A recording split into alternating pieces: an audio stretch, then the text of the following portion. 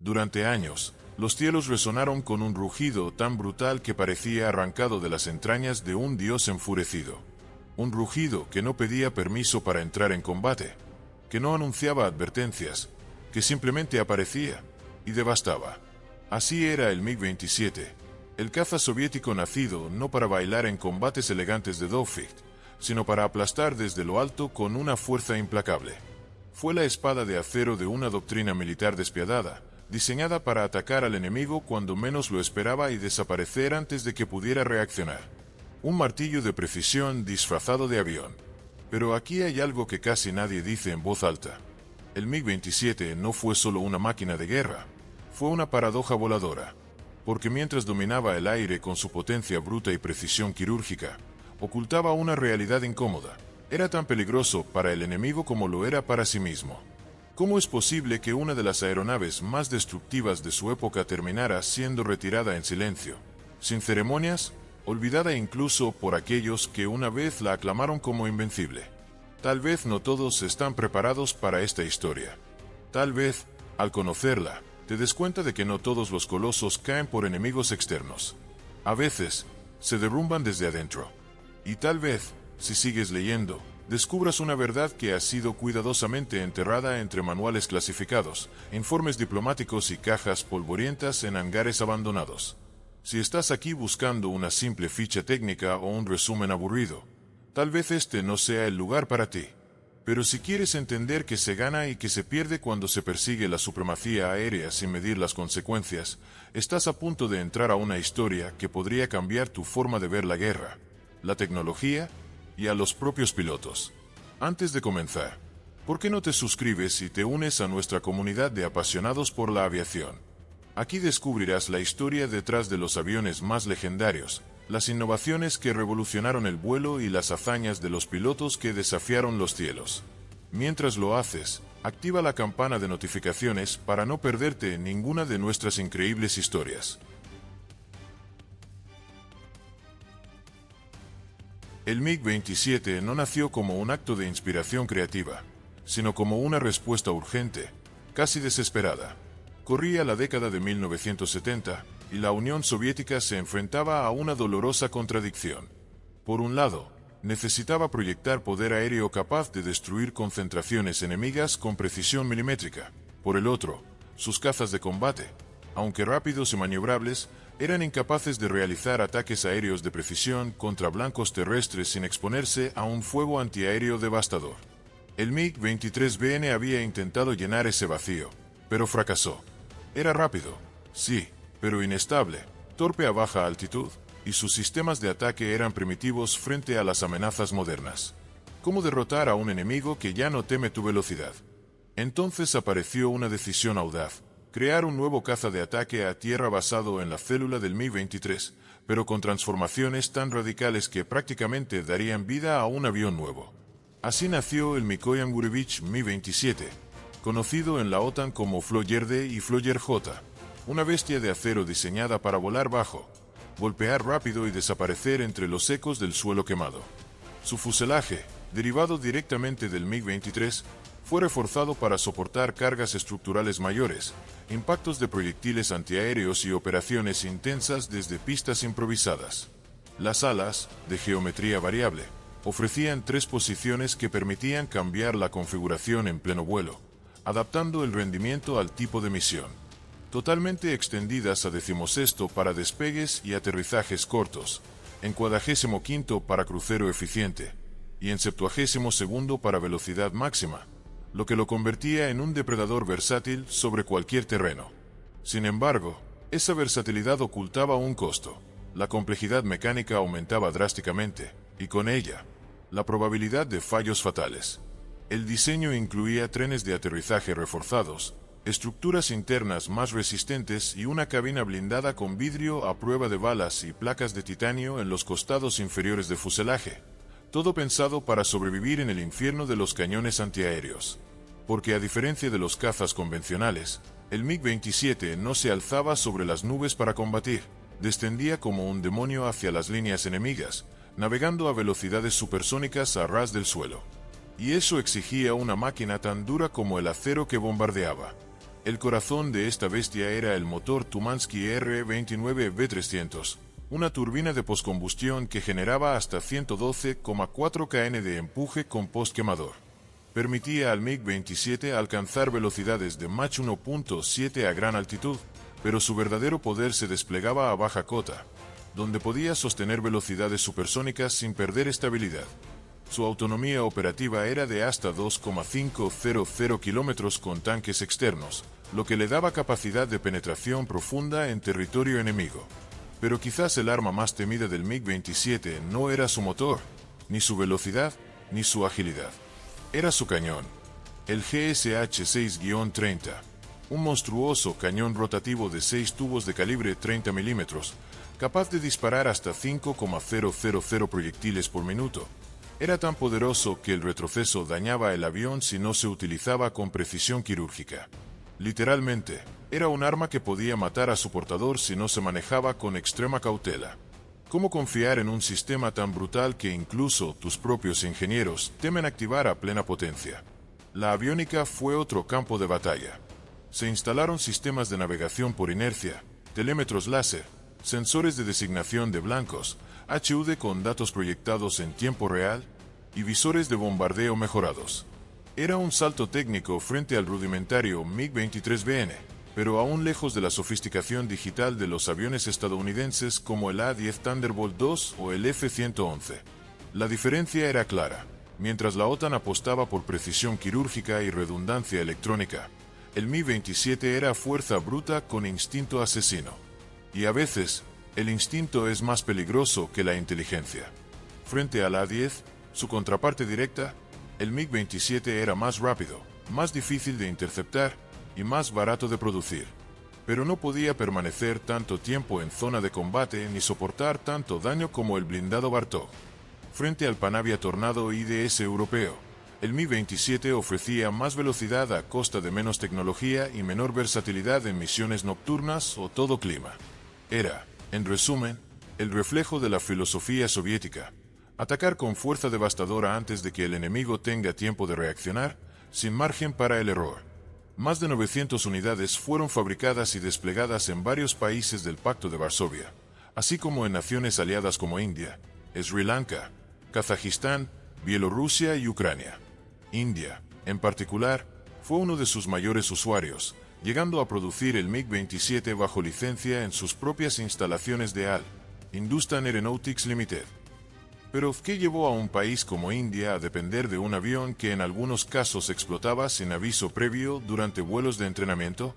Pilotos como el indio Rakesh Sharma, el primer astronauta del país, aunque no voló directamente el MiG-27 en combate, llegó a expresar que era un avión que imponía respeto desde el momento en que encendías el motor, y miedo cada vez que aterrizabas. Otros, como el coronel Alexander Varennikov, comandante de escuadrón soviético, afirmaban: volé el Su-25, el MiG-21 y el 23, pero el MiG-27 era un animal salvaje. Lo amabas o te mataba. ¿Por qué crear una máquina tan letal, si sabías que incluso tus aliados podrían pagar el precio? La respuesta, como descubrirás en los próximos capítulos, es más oscura de lo que cualquier manual de vuelo podría admitir.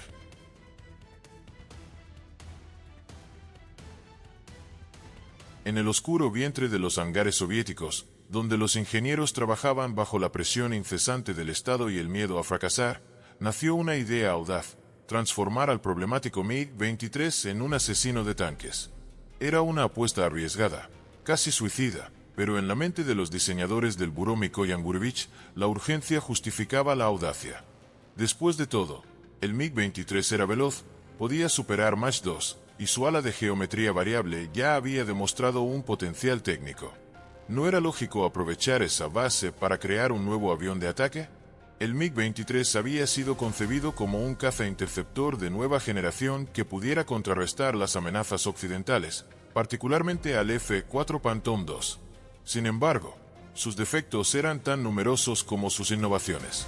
Su sistema de radar era frágil, su tren de aterrizaje poco confiable y su aviónica extremadamente limitada. A baja altitud, donde el MiG-27 tendría que operar, el MiG-23 sufría inestabilidad aerodinámica y era extremadamente difícil de controlar. A pesar de ello, El Kremlin insistía. Había que usar esa plataforma como punto de partida. ¿Qué pasa cuando construyes un castillo sobre cimientos inestables? La modificación no fue cosmética.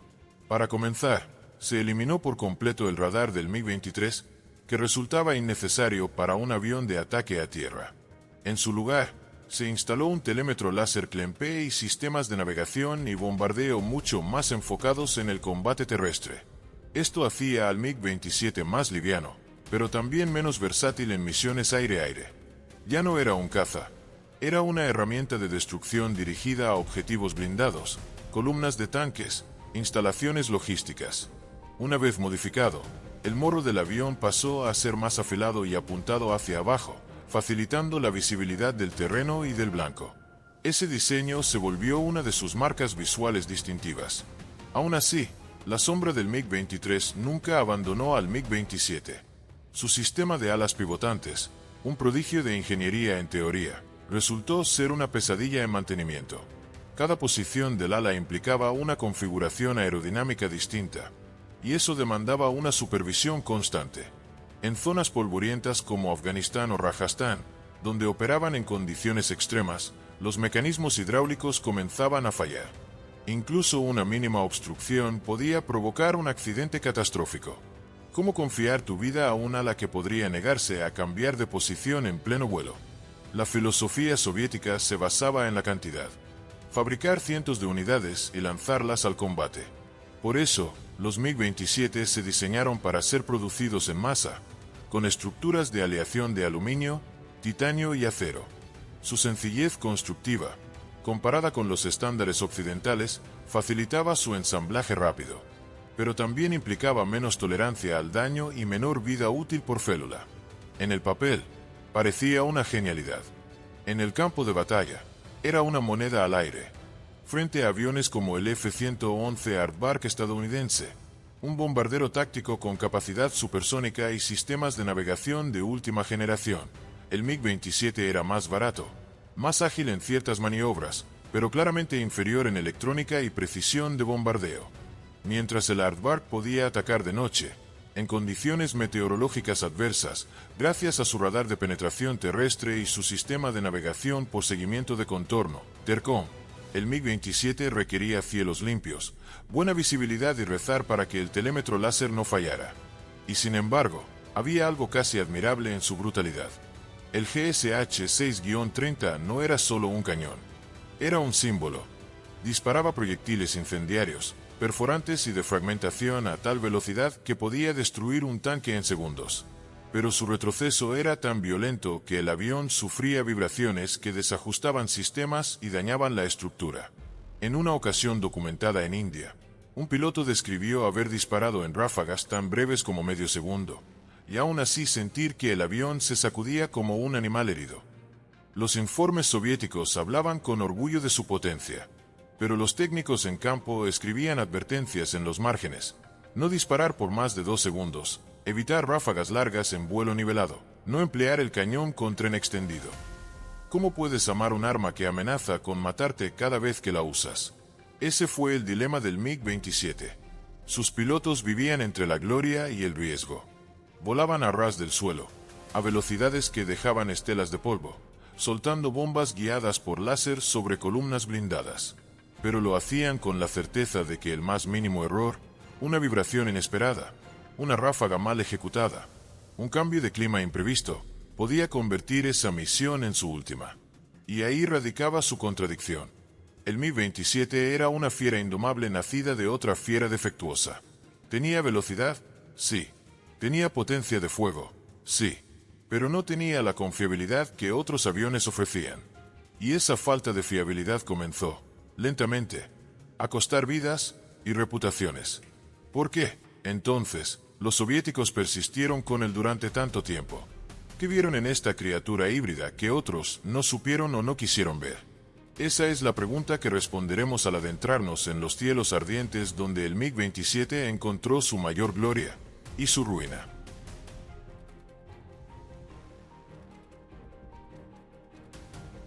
El MiG-27 no era un caza para los románticos del aire. No tenía la elegancia de un Su-27 ni la silueta afilada de un Mirage. Era más bien una bestia de acero, robusta y amenazante, cuyo aspecto parecía advertir: no estoy aquí para maniobras acrobáticas, estoy aquí para romperte en dos. A simple vista, lo que más llamaba la atención era su morro caído, casi como si el avión estuviera mirando con desprecio al suelo, allí donde estarían sus objetivos. Esa modificación respecto al MiG-23 no era estética, respondía a la necesidad de visibilidad directa del terreno para vuelos rasantes y bombardeos de precisión. En lugar de depender de radar, el piloto del MiG-27 necesitaba ver el objetivo con sus propios ojos, guiar sus armas con un telémetro láser o un visor óptico, y soltar la carga a velocidad subsónica, a tan solo decenas de metros del suelo. Una danza con la muerte, en línea recta. Su estructura era imponente, con una longitud de 17,1 metros y una envergadura que variaba entre 13,97 metros, con alas extendidas, y 7,78 metros, con alas completamente retraídas. El MiG-27 tenía un perfil cambiante. Era como si el avión pudiera transformarse en pleno vuelo, pasando de planeador estable a proyectil de velocidad. Su peso máximo al despegue superaba las 20 toneladas, y podía cargar más de 4,000 kilogramos de armamento en sus 6 puntos duros bajo las alas y el fuselaje. Entre las armas que podía portar se encontraban bombas de caída libre, bombas guiadas por láser KV-500L, cohetes S-5, S-8, S-24, e incluso misiles aire-tierra como el KH-23M o el KH-29. Cada misión podía configurarse de forma distinta según el objetivo: tanques, fortificaciones, columnas motorizadas, instalaciones radar. Todo era vulnerable ante la fuerza destructiva del MiG-27. Pero el verdadero corazón de esta máquina era el GSH-6-30, el cañón rotativo de 6 tubos que se integraba directamente al fuselaje con una violencia que rozaba lo imprudente. En su interior, un mecanismo alimentado por cinta metálica giraba con una cadencia inhumana, escupiendo proyectiles de 30 milímetros a una velocidad tal que el piloto debía entrenar con precisión quirúrgica para evitar dañar su propia aeronave. Más de un escuadrón en India y Kazajistán reportó daños estructurales graves por uso excesivo del cañón. Y sin embargo, los pilotos lo amaban. Disparar esa cosa era como liberar un rayo por tus propias manos, decía un teniente de la Fuerza Aérea de Sri Lanka que voló la versión exportada. El GSH-6-30 tenía tal poder destructivo que muchos lo comparaban con el GAU-8 Evenge del A-10 Thunderbolt II. Pero a diferencia del sistema estadounidense, que estaba diseñado desde el inicio como centro del avión, el GSH-6-30 fue una adaptación forzada, y sus efectos secundarios eran letales para la célula si no se usaba con cuidado. ¿Qué clase de arma es aquella que puede desarmarte mientras disparas? El motor Tumansky R-29B300 seguía siendo el músculo central de este leviatán. Alimentado con postquemador, podía producir más de 11 toneladas de empuje. Esto le permitía acelerar a Mach 1.7 en altitud, aunque su verdadero dominio era a baja cota, donde podía navegar a velocidades cercanas a Mach 1 mientras se deslizaba a pocos metros del suelo. Su techo de servicio rondaba los 14,000 metros, pero rara vez operaba tan alto. Su elemento era el rugido del suelo, el polvo, los árboles que se doblaban con su estela. Y sin embargo, había algo aún más fascinante en su construcción: la cabina.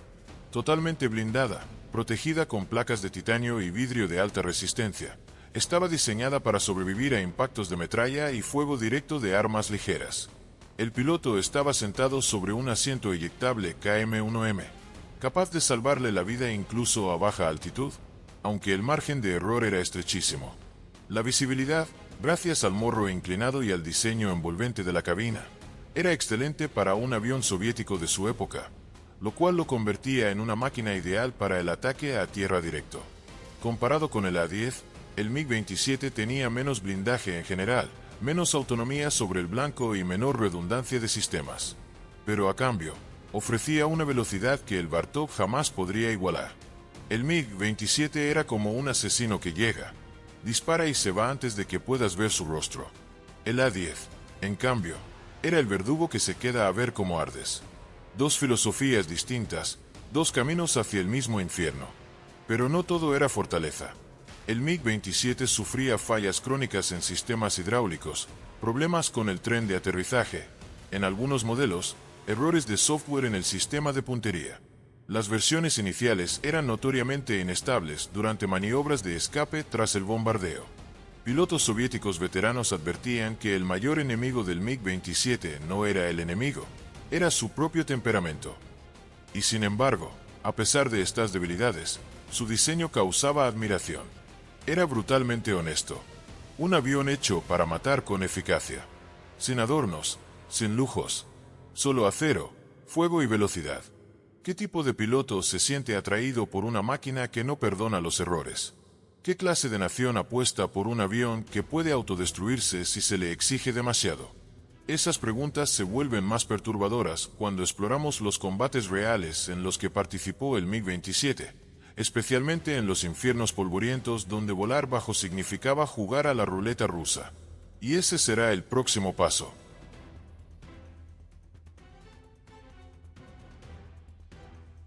Desde el principio, el MiG-27 fue vendido como un triunfo tecnológico, un símbolo de la ingeniería soviética capaz de competir con los avances más sofisticados de la OTAN.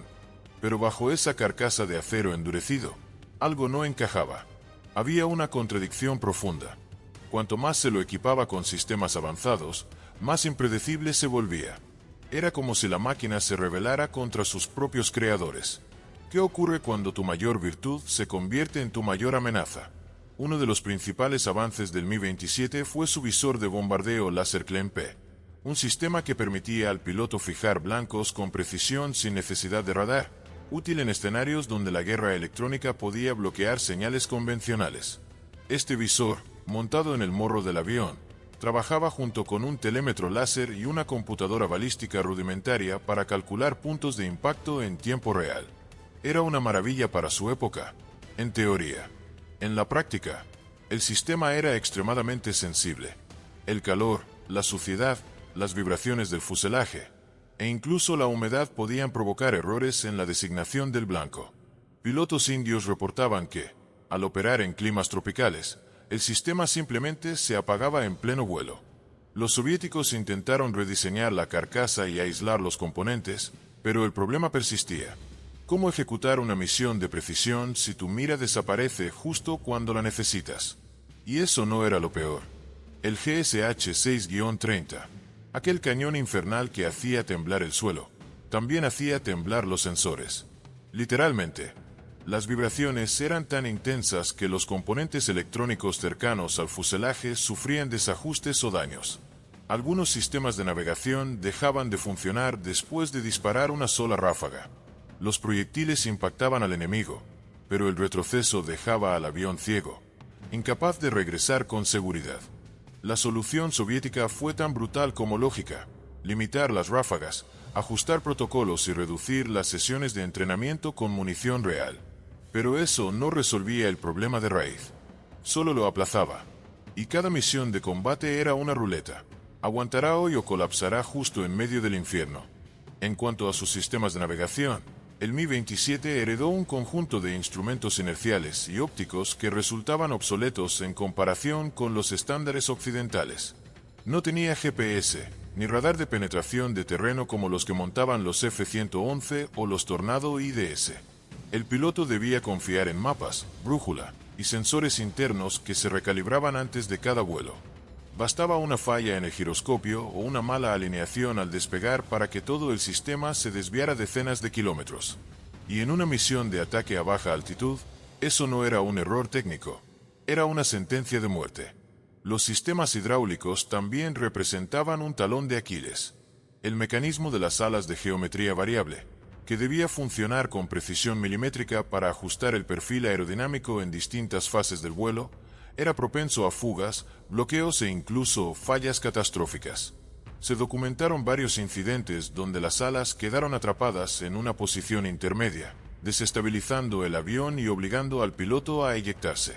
Uno de los casos más estremecedores ocurrió en 1993, cuando un MiG-27 de la Fuerza Aérea India, en plena misión de entrenamiento, sufrió una falla de ala en pleno viraje a baja altitud.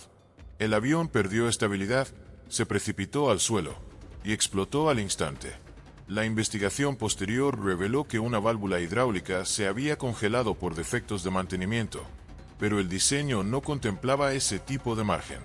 No se trataba solo de un error humano, era una debilidad estructural esperando el momento adecuado para traicionar.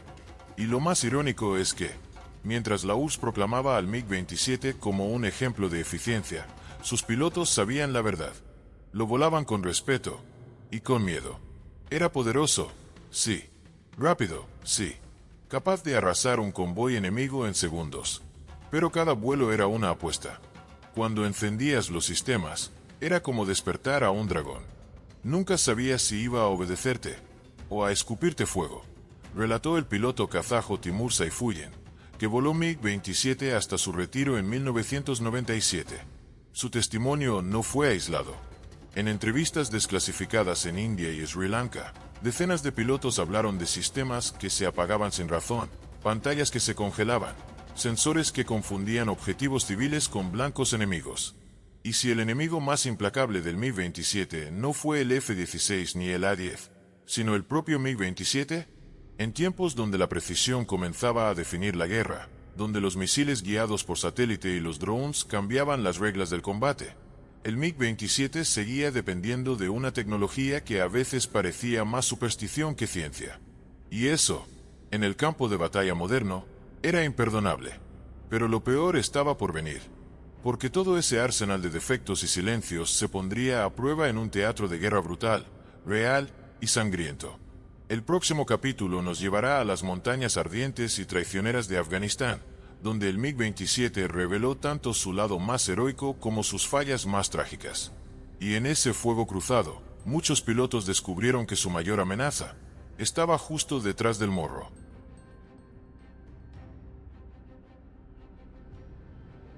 Afganistán, un país de montañas afiladas como cuchillas, de valles traicioneros y cielos donde el polvo parece flotar eternamente. Era 1979, y la Unión Soviética había decidido entrar en ese terreno maldito, convencida de que su poderío militar bastaría para aplastar cualquier resistencia. Pero lo que encontraron fue una guerra sin forma, sin reglas, sin frentes definidos. Una guerra de sombras. Una guerra para la que el MiG-27 parecía haber sido creado, y que terminaría exponiendo todas sus cicatrices. Desde los primeros días de la invasión, los comandantes soviéticos sabían que el control del aire sería esencial.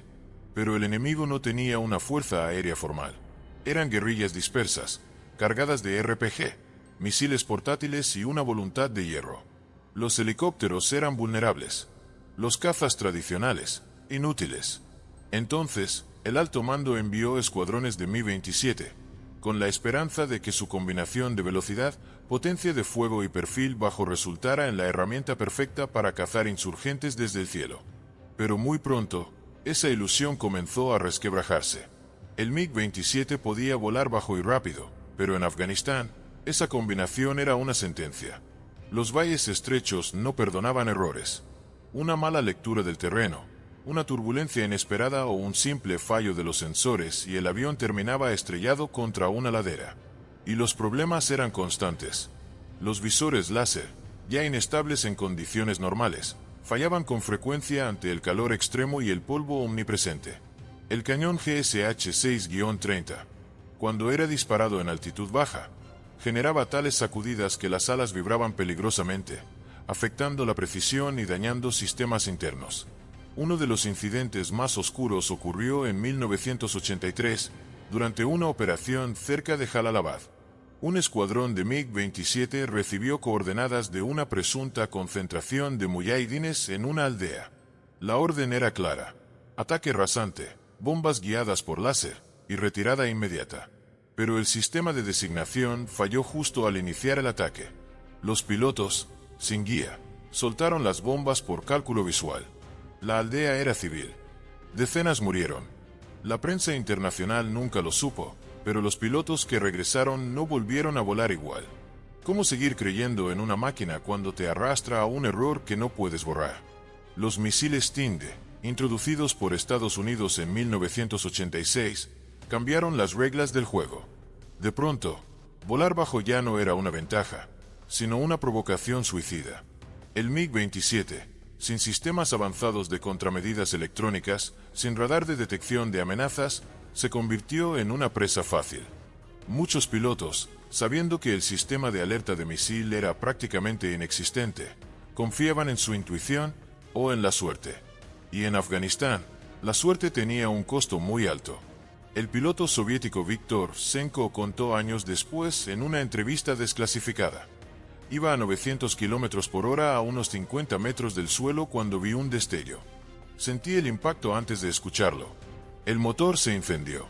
Traté de mantener el control, pero el panel estaba muerto. Me eyecté a ciegas. Caí en un campo de piedras.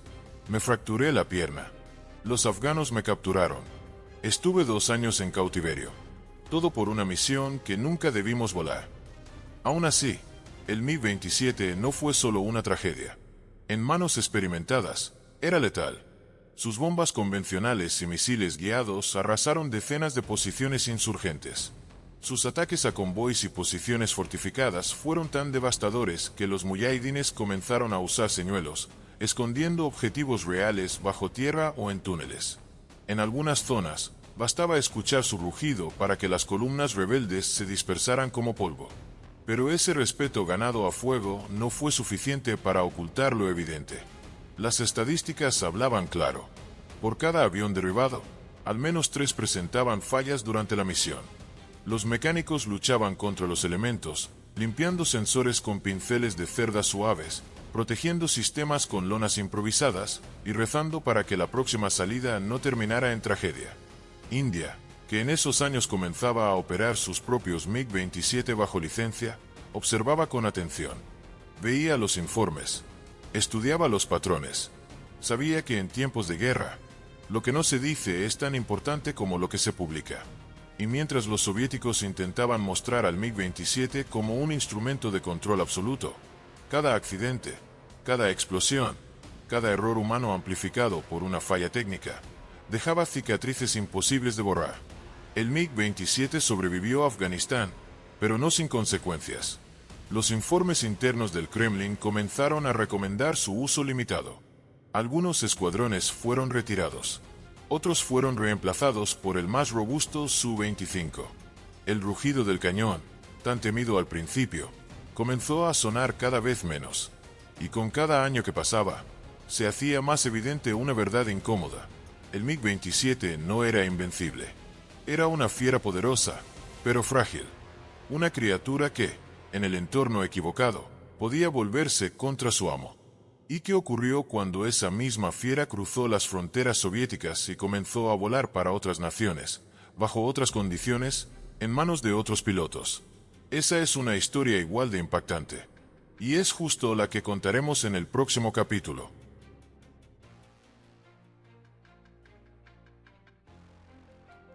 Durante años, la imagen del Mi-27 fue cuidadosamente pulida por la maquinaria propagandística soviética.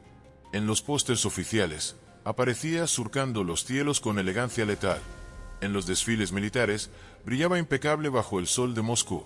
Y en los manuales de exportación, se presentaba como una herramienta infalible para aniquilar objetivos en tierra con precisión quirúrgica.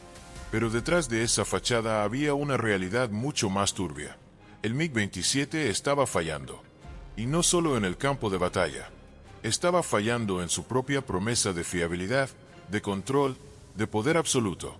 La doctrina soviética no era ajena al fracaso, pero tampoco era amiga de la autocrítica.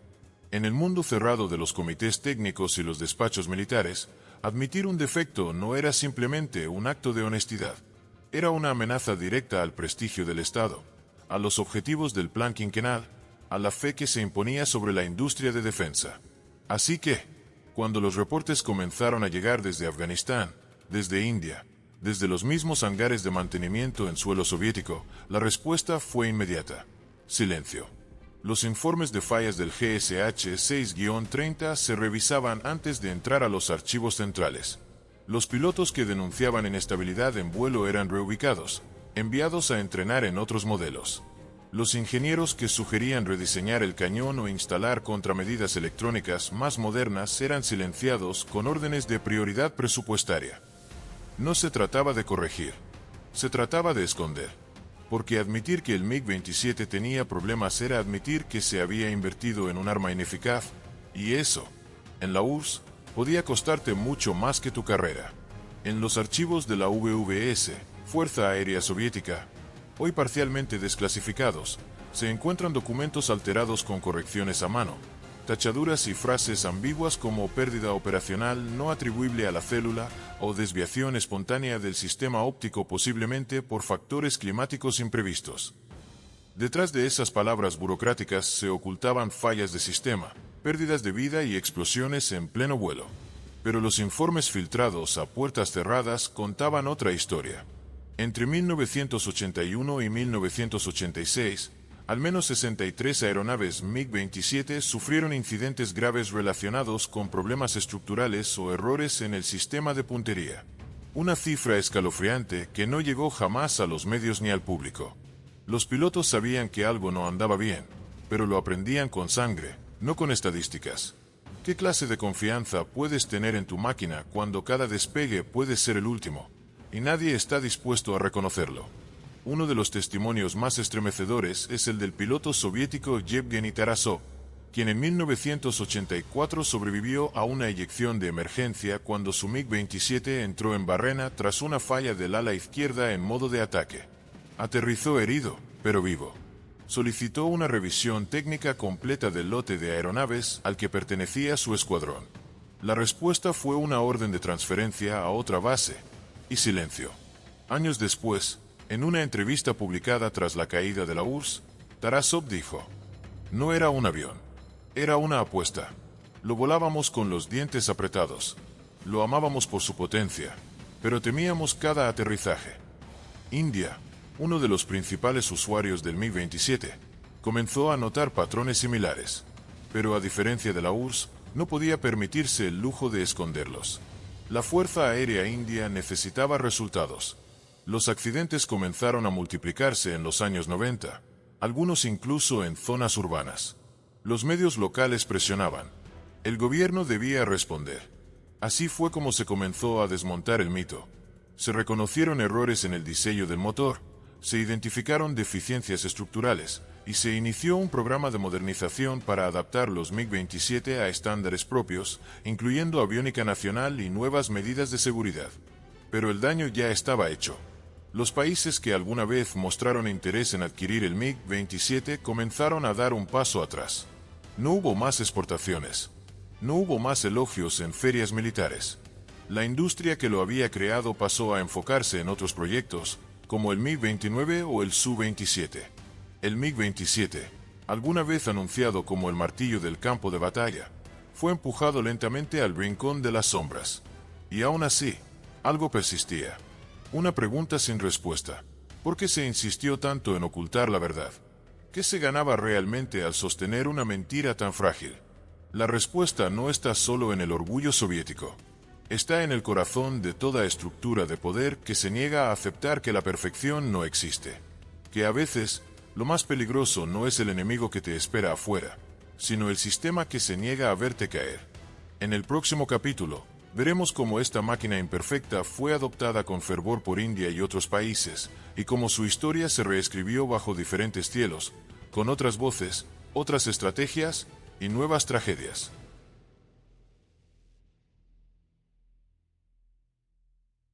Cuando India firmó el acuerdo para fabricar el MiG-27 bajo licencia en los años 80, lo hizo con entusiasmo casi desbordante. Para la Fuerza Aérea India, era una oportunidad dorada.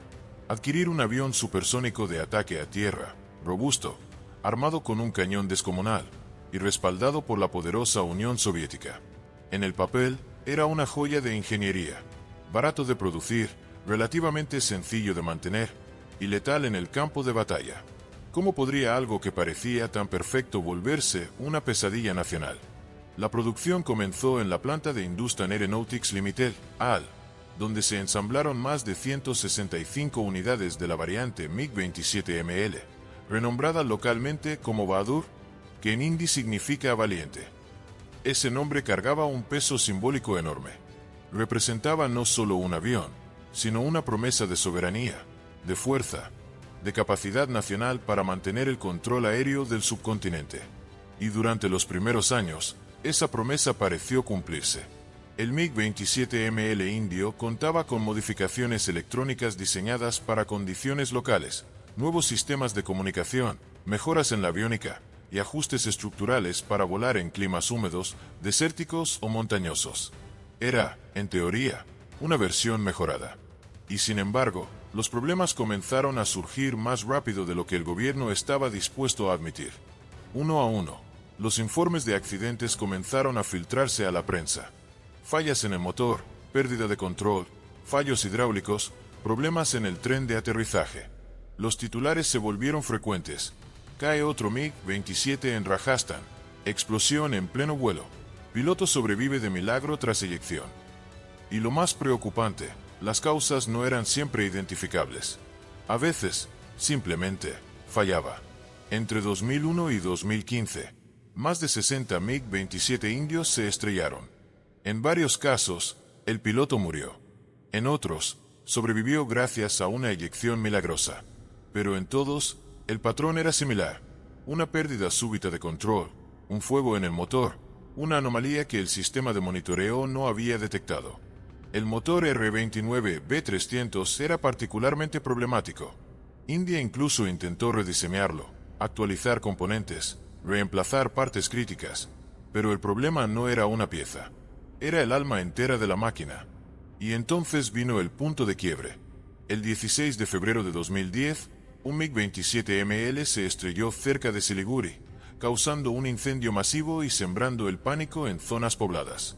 La prensa fue implacable. La oposición en el Parlamento exigió una explicación.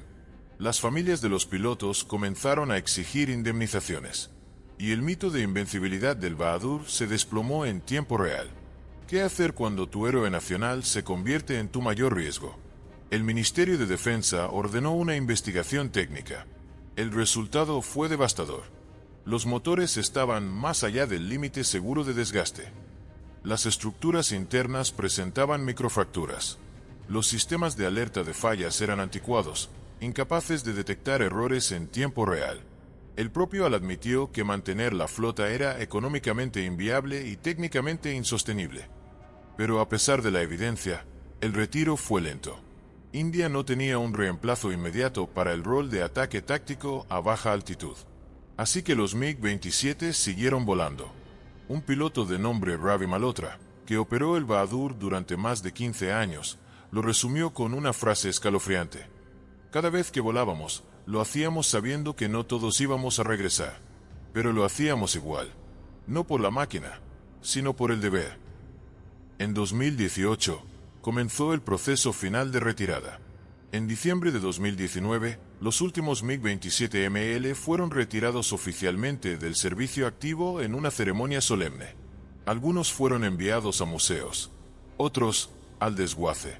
El Bahadur, que alguna vez fue el símbolo del poder aéreo táctico de la India, fue despedido entre homenajes y silencio, porque nadie quería recordar cuántas veces ese mismo avión había traicionado a sus propios pilotos. Y sin embargo, la historia no termina ahí, porque en medio del dolor, del fracaso técnico y del desgaste institucional, quedó una pregunta flotando en el aire. ¿Cómo algo que nació como esperanza se convirtió en advertencia? La experiencia india con el MiG-27 no solo fue una lección de ingeniería, sino de confianza, de cómo incluso una nación con recursos, capacidad técnica y voluntad puede verse atrapada en las consecuencias de una decisión tomada décadas atrás, en un contexto ajeno y bajo presiones invisibles. Y aún falta explorar lo que ocurrió más allá de la India, en países donde el MiG-27 fue heredado como una reliquia de otra época, pero que aún así fue enviado a volar.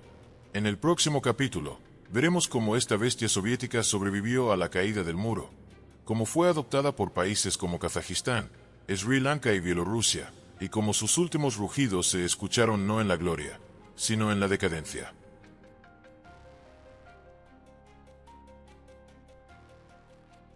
Cuando cayó el muro de Berlín en 1989 y la Unión Soviética se desmoronó poco después, cientos de MiG-27 quedaron varados en bases, hangares y pistas que ya no tenían dueño. Las repúblicas soviéticas emergentes heredaron arsenales enteros sin presupuesto, sin mecánicos calificados en muchos casos, sin siquiera saber si las aeronaves eran seguras para despegar.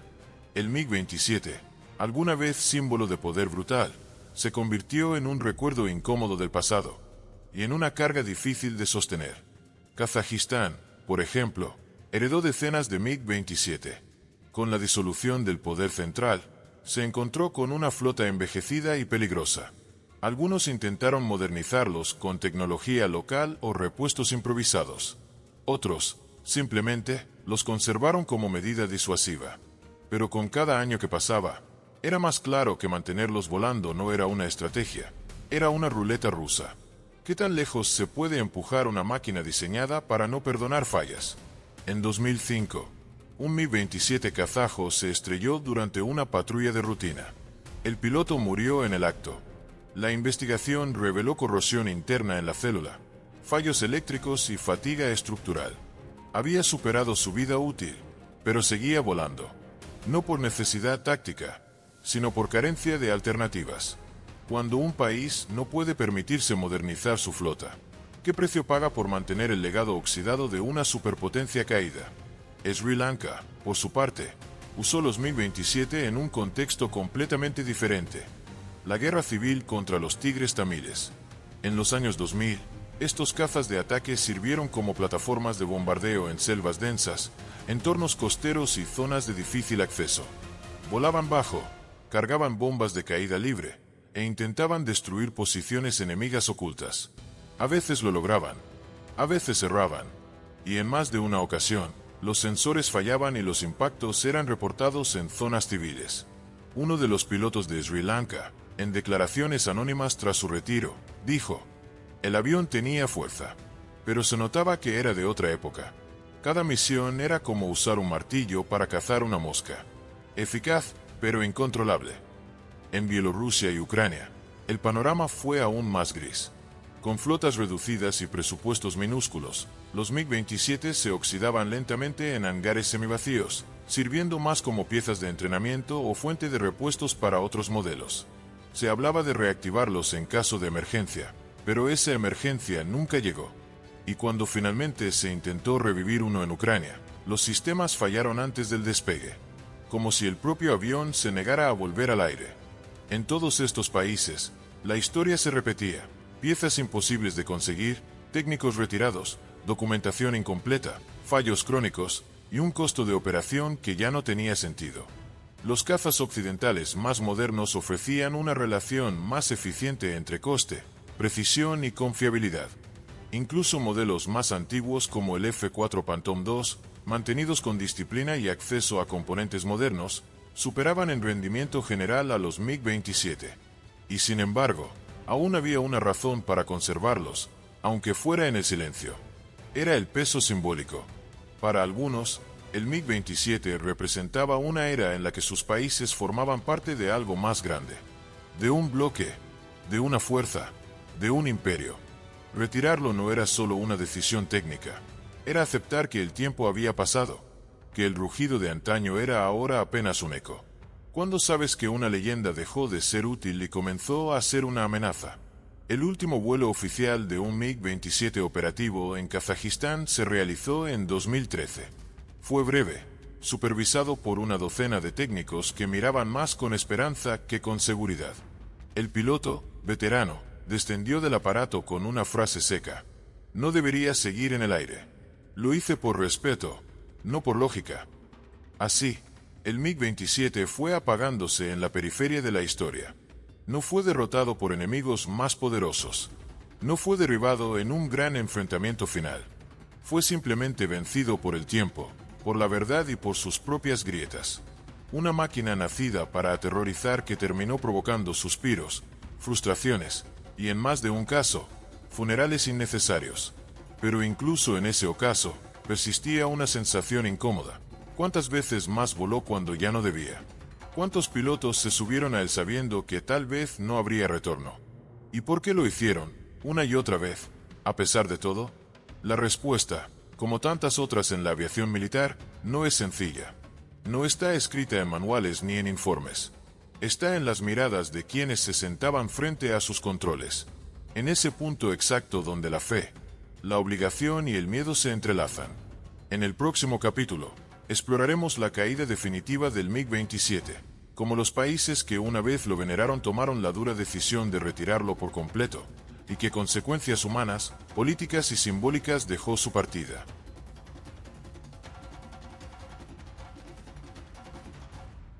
No hay gloria en el silencio. Cuando un avión de combate se retira entre aplausos, desfiles y medallas, su historia suele estar asociada al triunfo. Pero cuando un avión desaparece poco a poco, sin fanfarria, con apenas unas líneas en los medios y un gesto de alivio en los rostros de sus técnicos, lo que queda no es leyenda, es fracaso. Y eso fue exactamente lo que ocurrió con el MiG-27. Su caída no fue estruendosa. Fue lenta, silenciosa, en muchos casos, negada hasta el último minuto. India fue el último país en mantener una flota activa de MiG-27. A pesar de los accidentes, las pérdidas humanas y los informes técnicos que año tras año alertaban de su condición, el avión siguió volando. No porque fuera confiable, sino porque no había otra opción inmediata con su misma capacidad de ataque a baja altitud. Los Sukhoi Su-30 MKI eran excelentes cazas multifunción, pero no cumplían el mismo rol táctico. Así que el Bahadur siguió rugiendo, mientras podía. En 2019, tras años de presión, accidentes recurrentes y un creciente escrutinio público, la Fuerza Aérea India decidió poner punto final. El 27 de diciembre, el escuadrón número 29 realizó su último vuelo con MiG-27. En la base de Jodhpur, decenas de personas presenciaron el momento. Algunos veteranos lloraban, otros simplemente observaban en silencio, como si se despidieran de una sombra con la que habían aprendido a convivir. No hubo sobrevuelo ceremonial. No hubo acrobacias, solo un último rugido, seguido de un aterrizaje sobrio, casi tímido. Los pilotos descendieron y se tomaron una fotografía frente al avión, como quien se despide de un compañero peligroso, pero inevitable. Y entonces, todo terminó. India retiraba oficialmente al MiG-27 de su arsenal. Pero esa decisión no fue solo técnica, fue simbólica. Significó cerrar una etapa donde lo que predominaba no era la eficacia, sino la tolerancia al riesgo. Una época donde se aceptaba que un avión fallara con frecuencia, que sus sensores fueran inestables, que su motor necesitara cuidados quirúrgicos, porque no había alternativas. El retiro fue un acto de madurez, pero también de duelo. ¿Cuántas vidas podrían haberse salvado si se hubiera hecho antes? En los meses posteriores, los foros de aviación se llenaron de historias. Técnicos que contaban cómo improvisaban piezas a mano. Pilotos que confesaban que volaban con miedo, pero sin mostrarlo. Instructores que advertían a sus alumnos, este avión no te va a perdonar. Una verdad que no podía escribirse en los manuales, pero que se transmitía con cada mirada antes de una misión. Kazajistán siguió el mismo camino. Ya en 2013 había anunciado que los últimos MiG-27 serían retirados progresivamente. Algunos fueron desmontados, otros simplemente quedaron almacenados en hangares como esqueletos de otro tiempo. Para 2020, no quedaba ninguno en servicio. La decisión fue tan callada como inevitable. No había presupuesto, no había repuestos, y sobre todo, no había confianza. Sri Lanka también se deshizo de su flota. Tras varios incidentes técnicos y la imposibilidad de mantener los aparatos en condiciones mínimamente seguras, el gobierno optó por almacenarlos. Hoy, algunos MiG-27 aún pueden verse en sus bases, cubiertos con lonas, oxidados, silenciados. No hay planes de reactivarlos, tampoco de exhibirlos. Solo están ahí, recordando que en algún momento se creyó que podían ganar una guerra. Y así, sin combates finales ni explosiones épicas, el MiG-27 fue desapareciendo del cielo. No cayó por el fuego enemigo, cayó por el peso de sus propios errores, por la arrogancia de quienes lo crearon, por la resignación de quienes lo operaron, y por el miedo de quienes lo mantuvieron volando más allá de su fecha de vencimiento. ¿Cuántos aviones pueden decir que causaron más temor dentro que fuera de la cabina? ¿Cuántos pasaron de ser leyendas a convertirse en advertencias voladoras? Hoy, el MiG-27 solo vive en museos, en bases abandonadas y en la memoria de quienes se atrevieron a pilotarlo. Su rugido ya no infunde miedo, pero su historia aún grita lecciones que no deberían ser olvidadas. Y sin embargo, hay algo más. algo que aún queda por contar. Porque lo más desconcertante del MiG-27 no fue su potencia, ni sus fallas, fue su capacidad para destruir, incluso cuando ya nadie lo esperaba. Y en el último capítulo, esa paradoja alcanzará su punto más inquietante.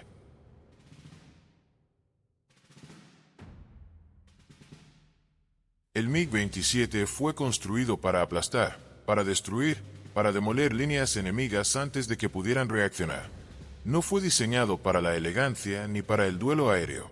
Fue concebido como un martillo sordo en una guerra de ecos violentos. Y durante un tiempo, eso fue suficiente. Pero el mundo cambió. La guerra cambió. La precisión reemplazó a la fuerza bruta. La inteligencia electrónica superó al instinto. Y el MiG-27, con toda su potencia concentrada, quedó atrapado en el peor lugar, entre lo obsoleto y lo peligroso. Su historia es un mapa de contradicciones. Fue un avión rápido, pero no lo suficiente como para huir de su propio cañón. Fue robusto, pero no lo suficiente como para soportar su uso continuo. Fue temido, pero no por sus enemigos, sino por sus propios pilotos. En el mundo del combate aéreo, la confianza es el arma invisible. Un piloto que no confía en su avión está perdido antes de despegar. Y el MiG-27 erosionó esa confianza lentamente, vuelo tras vuelo, reporte tras reporte. No lo hizo con fallas evidentes, sino con esas pequeñas traiciones que acumuladas construyen miedo. Una vibración anormal, un sistema que no responde, un panel que se apaga justo cuando más lo necesitas. ¿Cómo se mantiene la disciplina en el aire cuando el avión que pilotas puede matarte sin ayuda del enemigo? Las autopsias técnicas revelaron el horror, fisuras en los largueros de las alas, deformaciones por fatiga estructural, fallos hidráulicos sistémicos, corrosión interna en los conductos del combustible, y un cañón que, con cada disparo, amenazaba con destruir la misma célula que lo sostenía. La paradoja era brutal. Cuanto más lo usabas, más peligroso se volvía. El MiG-27 era un arma de un solo filo, pero dirigida en ambas direcciones. Y lo más inquietante es que fue precisamente esa violencia interna lo que lo mantuvo volando durante tanto tiempo. Era un avión que generaba respeto no solo por lo que podía hacer al enemigo, sino por lo que era capaz de provocar en quienes lo usaban. Pilotos endurecidos, técnicos resignados, comandantes que sabían que cada orden de despegue era una moneda al aire. Pero aún así lo volaban, porque había una atracción secreta en esa tensión. Una especie de vínculo entre hombre y máquina que solo se forja cuando sabes que tu herramienta no es perfecta, pero tampoco negociable. En muchas bases, al Mi-27 no se le rendía homenaje por su tecnología, sino por haber sido domado. Era un animal salvaje que algunos lograban pilotar con éxito, y eso, por sí solo, era una medalla silenciosa. Pero esa narrativa no podía sostenerse para siempre. En el último informe técnico global que evaluó al MiG-27 como aeronave operativa, fechado en 2018, la conclusión fue directa. El avión presenta riesgos estructurales no mitigables y limitaciones técnicas que lo hacen inadecuado para operaciones modernas con estándares mínimos de seguridad. En lenguaje militar, eso es una sentencia de muerte. Los pocos que se atrevieron a desafiar esa sentencia, lo hicieron sabiendo que estaban volando una leyenda, rota. Pero también sabían lo que esa leyenda representaba. No era solo un avión, era el reflejo de una era donde el poder importaba más que el equilibrio, donde la amenaza era más valorada que la estabilidad, donde se prefería tener un arma poderosa que tal vez fallara, a no tener nada. El MiG-27 no fue el peor avión jamás construido, ni el más inseguro. Fue uno de los más extremos, uno que llevó su propósito más allá del límite, sin detenerse a considerar qué ocurriría cuando ese límite se rompiera. Y eso fue exactamente lo que ocurrió. Hoy, sus restos están repartidos por el mundo. Algunos en museos, otros en bases olvidadas. Pero más allá del metal oxidado, lo que queda es una lección. La supremacía aérea no se alcanza solo con potencia de fuego. Se construye con precisión, con fiabilidad y, sobre todo, respeto por los límites. ¿Qué aprendemos de una máquina que murió por no saber detenerse? ¿Qué nos dice de nosotros mismos el hecho de que la sostuviéramos tanto tiempo, incluso cuando sabíamos que nos estaba traicionando? Tal vez, al final, el Mi-27 no fue solo un avión. Fue un espejo, y lo que vimos reflejado en él fue la delgada línea entre la arrogancia y el error.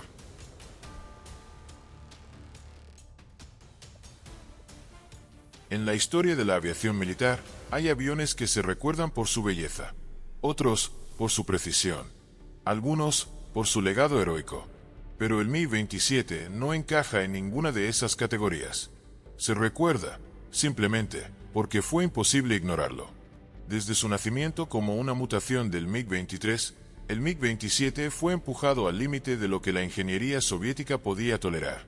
Cada pieza, cada válvula, cada cable dentro de esa bestia, parecía diseñado con una sola intención: causar daño. Y lo logró. Fue devastador, increíblemente rápido, capaz de demoler tanques, destruir búnkeres y sembrar el caos en columnas blindadas antes de que pudieran reaccionar. Pero ese poder tenía un costo. No era un costo económico, ni siquiera político. Era un precio íntimo, personal. Lo pagaban los pilotos que volaban con miedo, los técnicos que reparaban sistemas que sabían que volverían a fallar, los gobiernos que fingían confianza, mientras sabían que su flota estaba plagada de grietas. Durante décadas, se mantuvo en el aire por terquedad, por falta de alternativas, por nostalgia de una era en la que la fuerza bruta lo era todo. Pero la guerra cambió. La precisión reemplazó al ruido, y el MiG-27 quedó varado en el pasado. No fue derrotado por mejores aviones. Fue vencido por su propia sombra, por esa acumulación de silencios, de errores no corregidos, de advertencias ignoradas. No hubo explosión final. No hubo combate épico. Solo un descenso lento hacia el olvido. Una desaparición más parecida a una confesión que a una despedida. Y sin embargo, no se le puede negar una verdad incómoda. Funcionó. Durante un tiempo, funcionó. Cumplió su rol con brutalidad y determinación. Aterrorizó. Golpeó con furia. Fue, durante años, la expresión más cruda de una filosofía militar que prefería destruir antes que fallar. Hoy, el MiG-27 es historia. Pero no una historia de gloria. Es una advertencia con alas. Una memoria de lo que ocurre cuando se prioriza la potencia sobre la fiabilidad, cuando se ignoran las advertencias, cuando se confunde el ruido con la victoria. Y en esa advertencia, tal vez encontremos nuestra lección más urgente. El verdadero poder no está en lo que puedes destruir, sino en lo que eres capaz de controlar. El MiG-27 jamás fue domesticado, solo fue tolerado. Y en ese margen, entre lo que pudo ser y lo que fue, se escribe la historia de un avión que se devoró a sí mismo.